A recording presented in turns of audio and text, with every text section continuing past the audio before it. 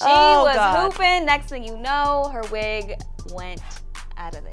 It's funny until it's you. Again, as long as you're not doing anything crazy. She's there to do a job. She's there to win for her team. But what was the headline? The headline was the hair. I be feeling like life just snatches me by the edges sometimes.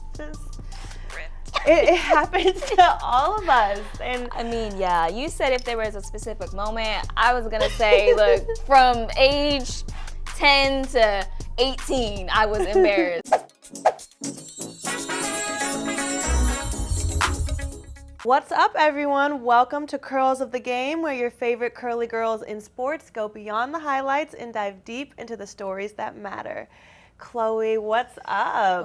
What's up? It's been a while, but we're back in the flesh. We've got this nice studio set up. I'm here in Miami visiting my good sis. So Welcome back to Miami. We had to make something shake for the one time, but I'm excited to be here. Excited to, catch up. It's always good to see your face in person. It's usually a rare occasion. Likewise. So Miami is glad to have you. As you see, we got the theme. 305. I'm here. It's always great when an LA girl comes to Miami. Yes. You know, the coasts are just so different. I think it's so great when you have different friends that you can visit in different cities. Like when you have one in LA, one in New York, and then we can all just hop around. Yeah, especially as I get older. All of my friends now are moving out of the city that we grew up in. So it's like, dang, we're all just all over the place. But it is, like you said, it's nice to kind of just have mini vacations as a way to catch up with the homegirls. Yeah. I feel like that's the real life hack. If you want to travel and be in different cities, just make one friend in each. And here we are. I'm sure I'll be in LA soon. Oh yes, you gotta come back. It's been a year now. So yeah. I know. Make your way down to the land. You guys, we haven't filmed in person like this since last year in August. So this is truly a day of celebration, and we have a lot to get into today. But honestly, there's also just been a lot on my mind. I'm already knowing. Knowing you, it's always something. It's always there's just so many random thought. There's always a random thought. And today, recently this week, I've been seeing so much about Gen Z and people kind of, I guess we really are the new millennials in the sense of now that we're the new adults, everyone just has opinions on us and how we move about in the world. Like, have you seen anything about the Gen Z stare? The Gen Z stare. No, what is that? You haven't? The Gen Z stare? Yes, we have a stare, you guys. Apparently, we have a stare. So tell me more. So the Gen Z stare it started trending on TikTok, and it's basically this blank look that they say Gen Z gives people. I guess it started in customer service. People were noticing when they would go up and ask to order something or just ask any questions. And it's just a blank we'll stare. just give them a blank, disengaged kind of look. So is this different than the resting face, or is it? I don't. Yes. I think it's different. I think it's kind of. The complaints I've heard, like the argument is like Gen Z is socially awkward. We don't know how to talk to people, and we're very condescending. So if you're like, for example, let's say we're at an ice cream shop and we're like, oh, like what are the new flavors? Can I get a sample of that? And someone like a Gen Z employee would be like, see, okay. Honestly, and I'm like, do we do that? I was gonna say I can relate. I'm not gonna lie. If I were to work in customer service, which I've never done. Well, you've never done it though. But I know myself, and my mom tells me all the time, Chloe, you could never work in customer service because you are just I would do that. I would give them yes. I'm not here for no. That's just me, and I know myself. Well, have you experienced that? Like when you're around other Gen Zers, if you will, because we're kind of on the cusp. We are like right in that sweet spot where I feel like I relate to millennials and Gen Z. Yeah.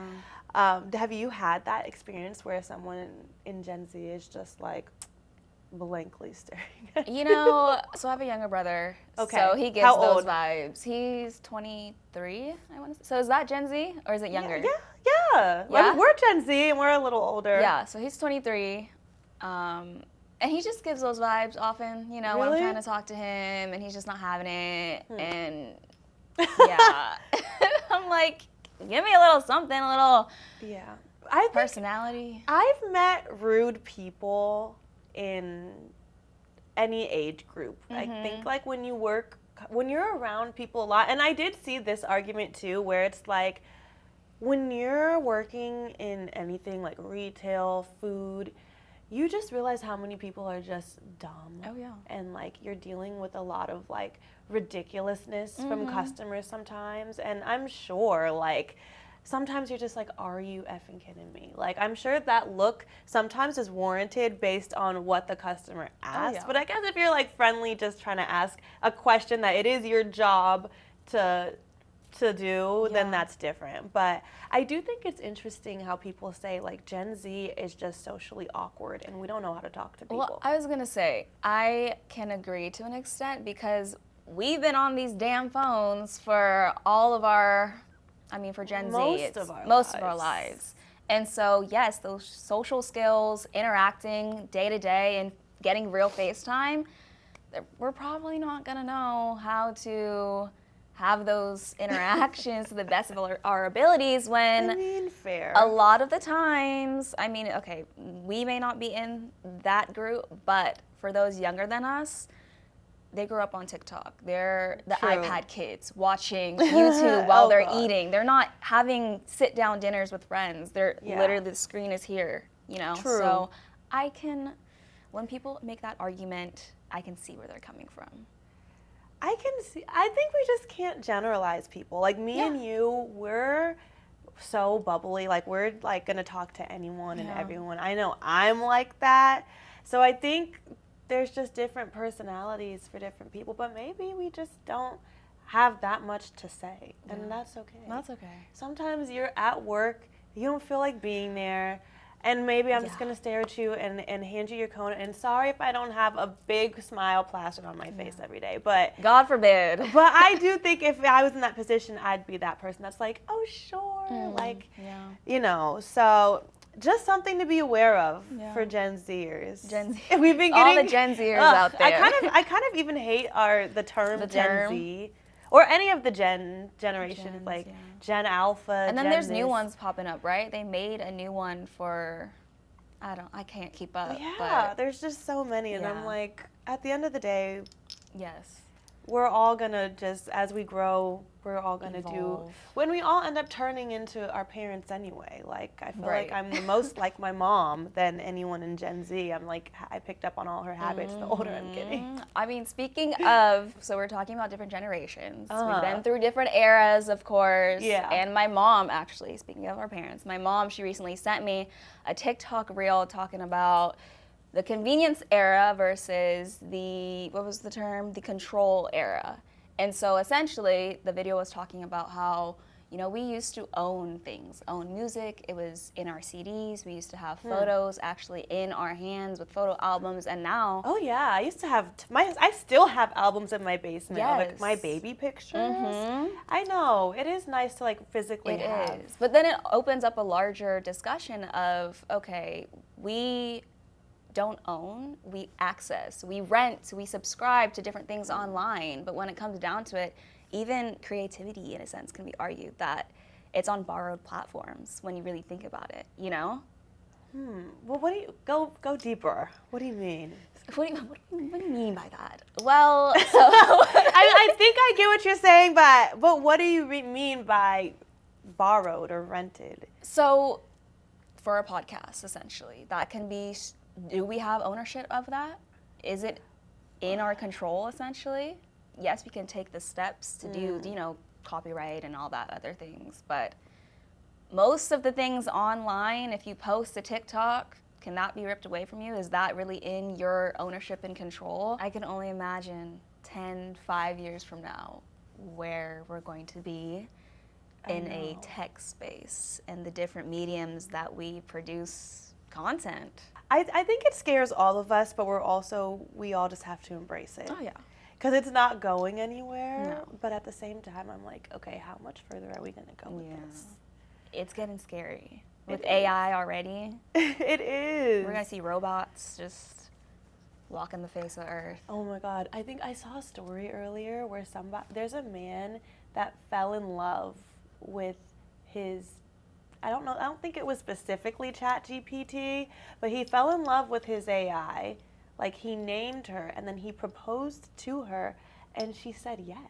I have to. So, Yeah. Are they having a wedding, or like how is? I guess I don't know.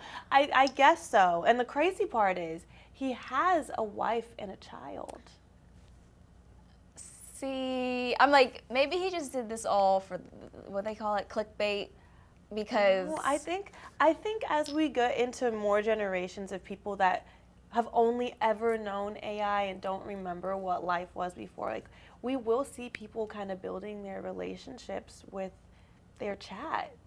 I mean, a lot of people trauma dump on their chat already, and it feels like you're talking to a friend. Mm-hmm. We are getting to that point. Yeah. It's our best Like, buddy, what's your in a relationship sense. with your chat GPT? I wouldn't say I trauma dump. It's not my diary per se. I'm not one of those. You're not one of those I'm not one of yet, those. at least. PSA. But definitely, if I need an opinion on a certain situation, this is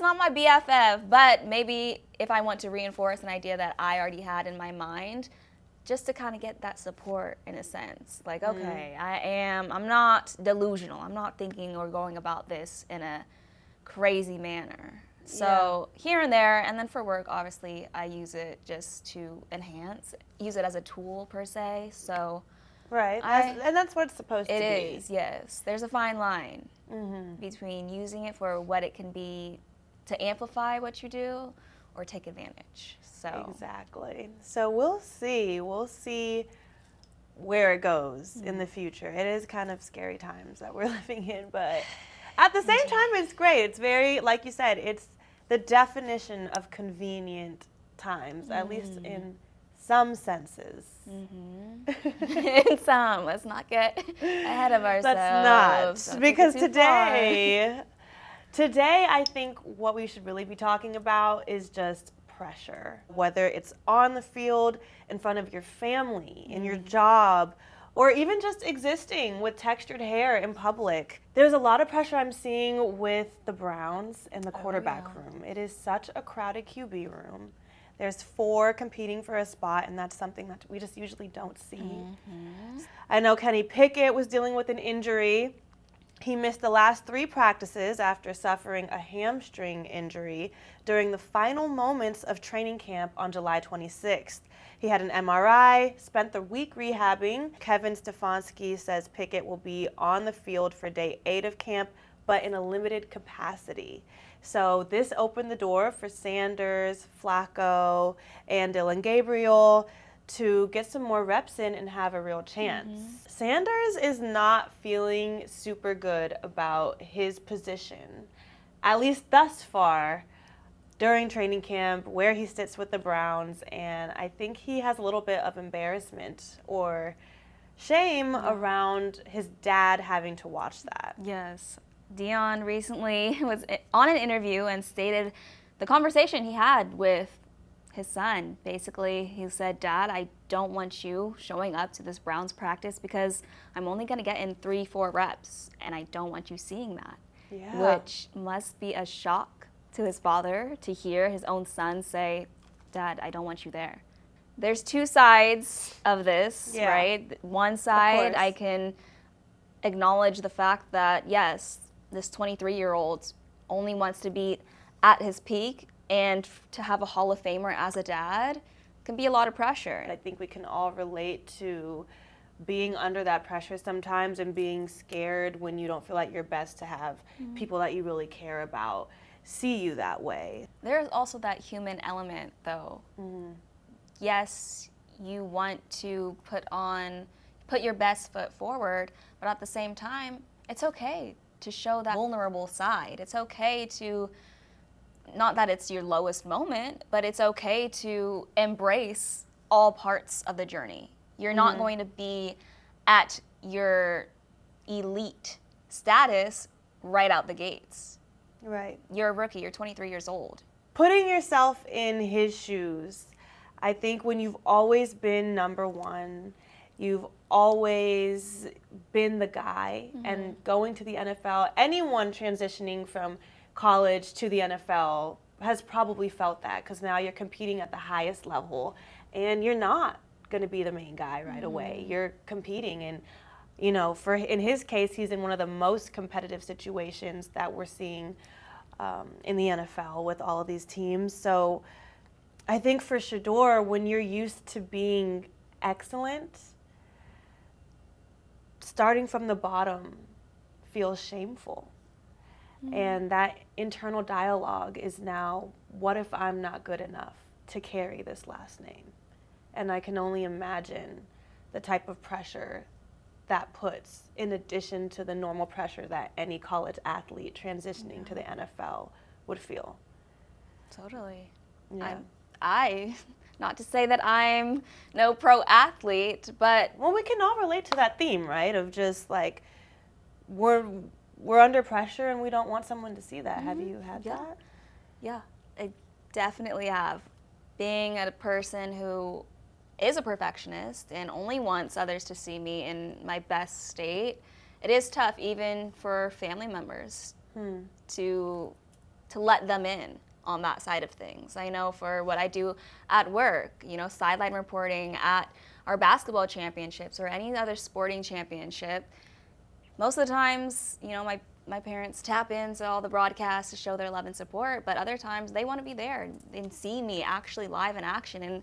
And most times I'm like, no, Mom, I don't want you there. You guys can just watch the clips. Yes, because I similarly to Shedeur, I know I have a lot more to grow, and it is nerve-wracking in a sense to have my loved ones there watching me and having those extra set of eyes. I get that. It's so funny though, because for me, my mom, it's not a conversation at all. Like, my mom is one of those super hands-on moms that she never missed a thing. She never missed one parent-teacher conference. She never missed one game, one whatever it is that I have. I am an only child, so in other parents' defense, it's hard to always be there when you have multiple children. But for my mom, if I said, hey, Mom, I don't think you need to come to this, I don't want you to come, she'd be like, I'm coming.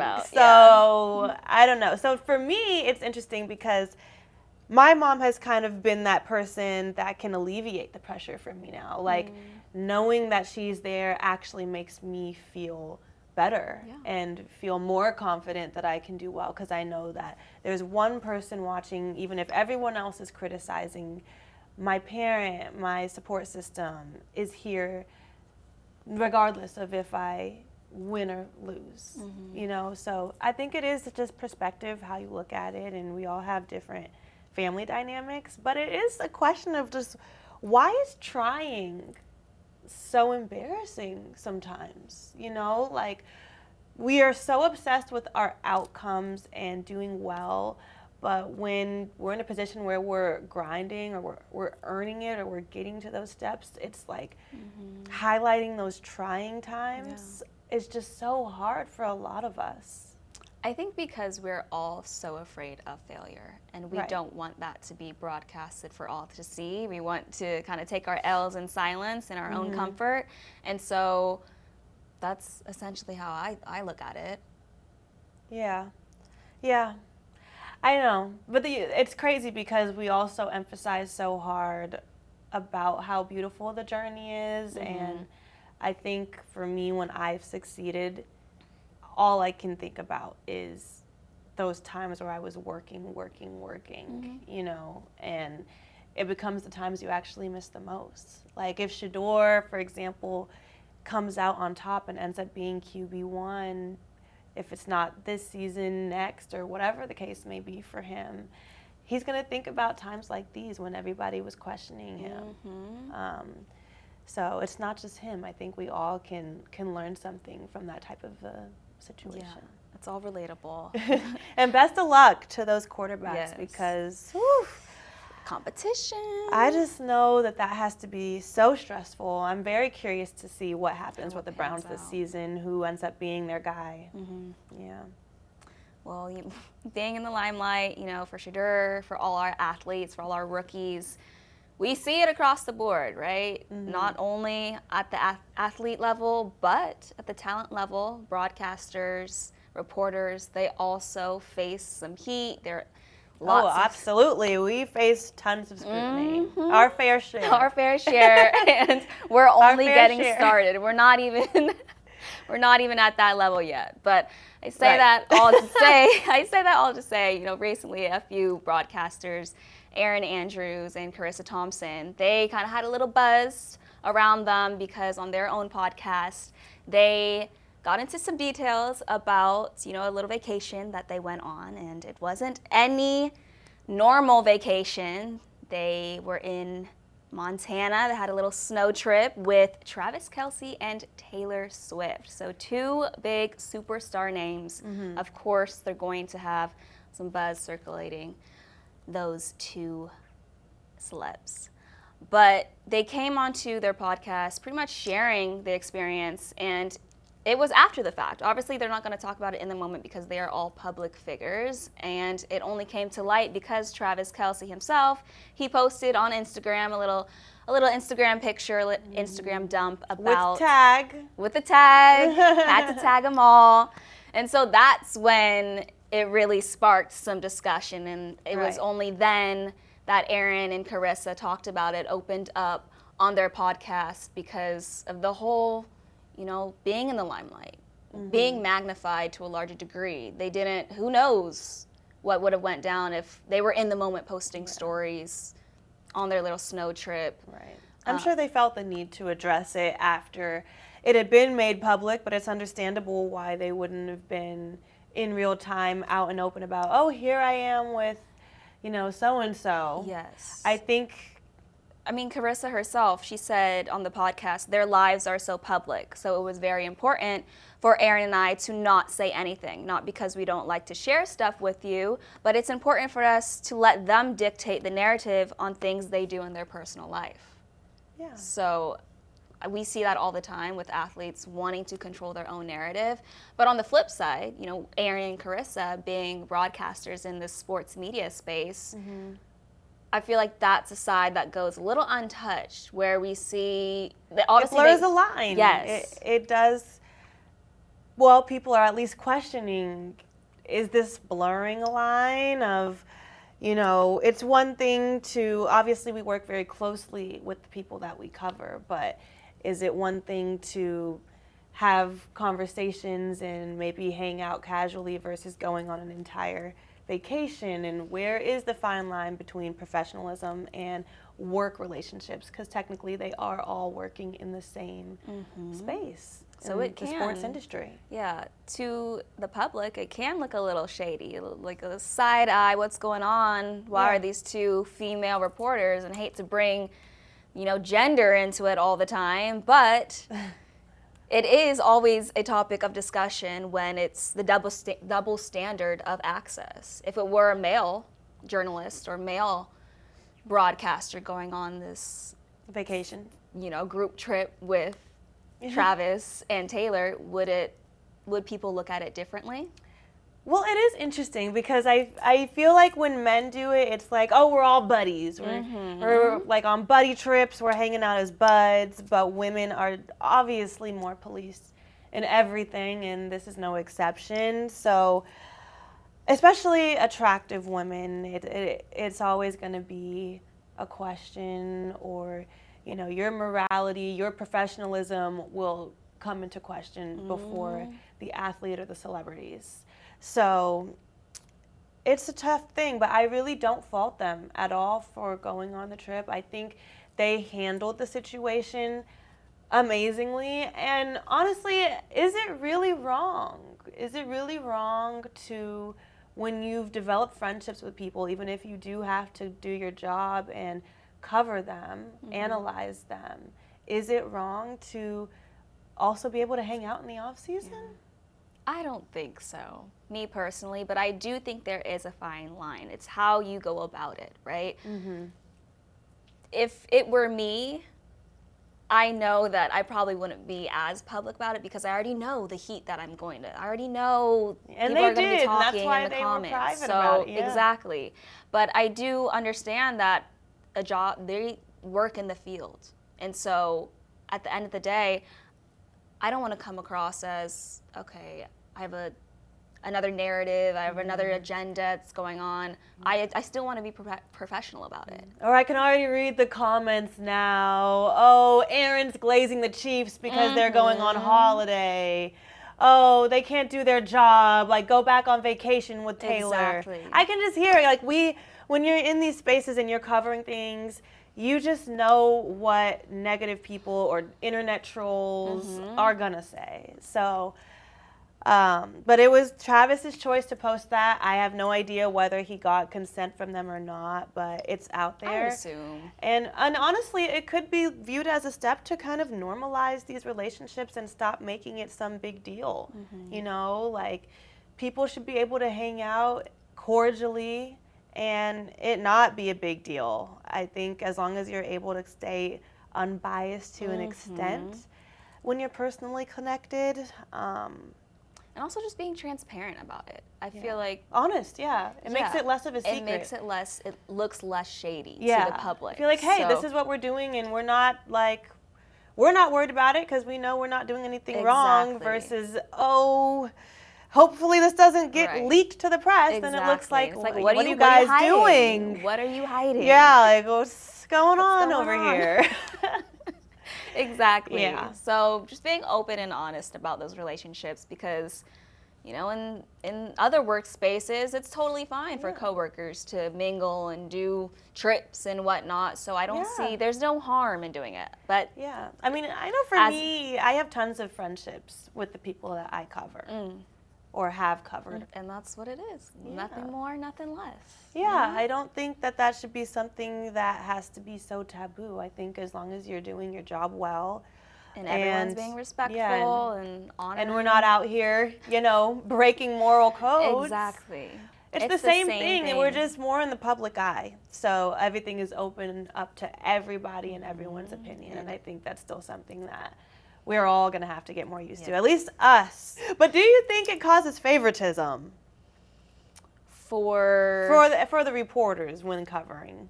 Definitely. I mean, I know, for example, Taylor Rooks. She has many personal relationships with the athletes that she covers. Oh, totally. And she always shares stories about, you know, their trips, their night out or what have you, and it's a genuine bond. And so she's always talking about how athletes come to her with stories because I want to be interviewed by Taylor. Exactly. So it does cause favoritism, but I don't necessarily think that's a bad thing. She does a great job at what she does, and they trust her. Exactly. The thing is trust and credibility. They trust her. So I can't hate on the girl for doing a good job at that, you know? And earning trust from your audience as a journalist is of course important, but it could be argued it's even more important to earn that trust with the person sitting across from you, the person that's going to be telling you their story, giving you their perspective, and trusting you to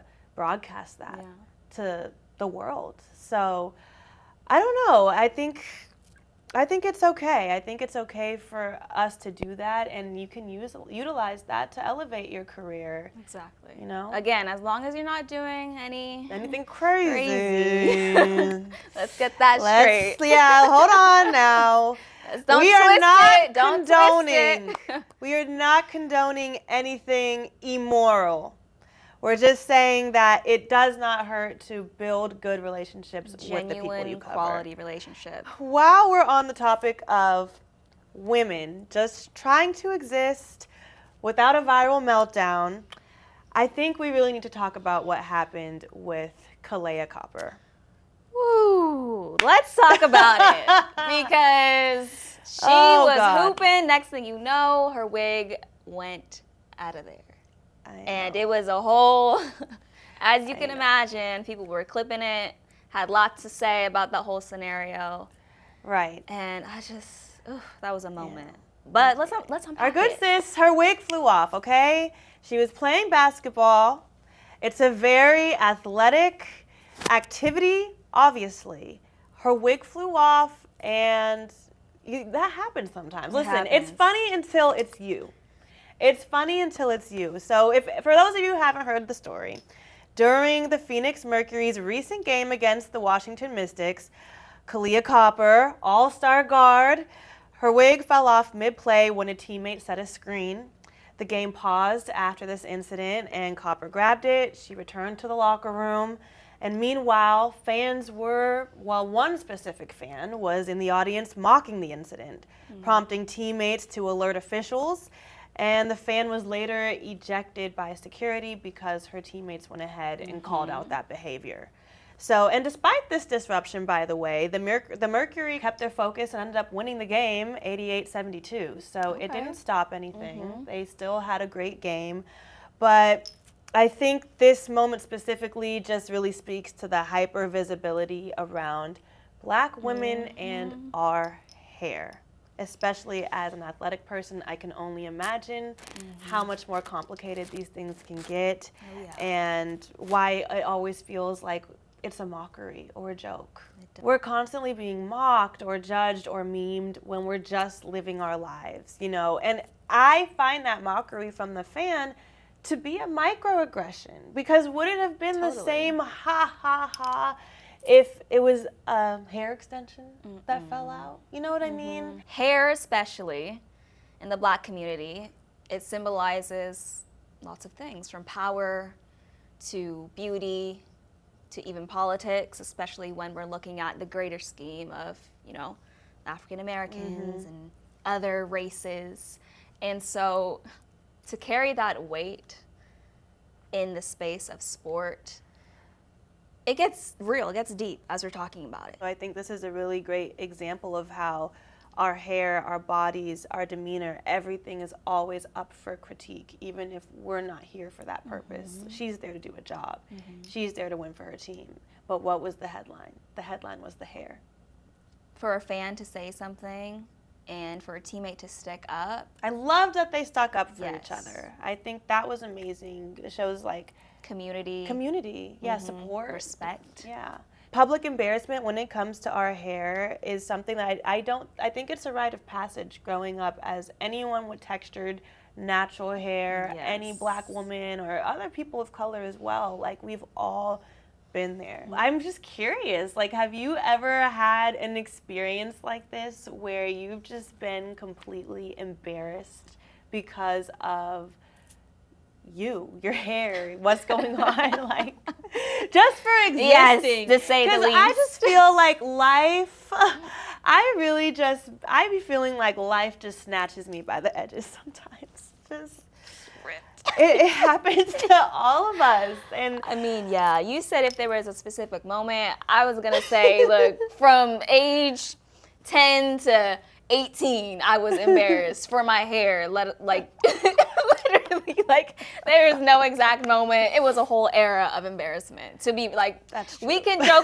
joke and he. We can go band for band. Yes, we can go band for band. When it comes to hair trauma and the things that we've done to keep it together, and when it falls apart.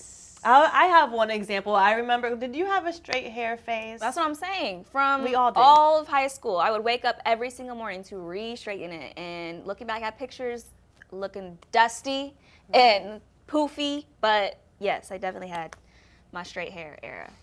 And straight hair and humidity don't marry very well. So I even had, for a straight 2-3 years, probably 6th to 8th grade, I just had poofy hair because the straightness doesn't last. No. And we didn't know what we were doing. We didn't know how to do blowout. No. We didn't have TikTok. We didn't have those you tools. Guys. We were just, I had it wet straightening it because I thought that's how you were supposed to do it. I didn't know.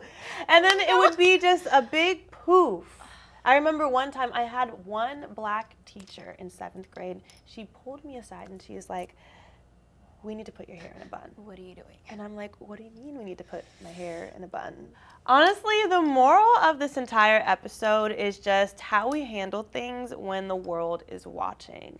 We're all being watched. Sports is obviously just on a louder stage, but honestly, we all go through it in our own ways. We do. Whether it's big or small, we can all relate to one of the topics that we've touched upon today. Exactly. So please let us know. Let us know what you think. Do you have any stories? Has life ever snatched you by the edges? We want to know. We want to know all the tea. It has to have. And just know that if you're feeling any weight, you're not alone. We've all been there. And it's okay. It's really not. At the end of the day, it's not even that deep. It's not. We're all humans, you know, it's just on to the next. You live and you learn. And that's what we're here to do. That's what we're here to share and really highlight. So we appreciate you all for tapping in. And speaking of on to the next, we have one more episode where we get Chloe in person. So we're super excited for next week. So make sure you tune in. But until then, thank y'all for watching Curls of the Game. We'll see you next time.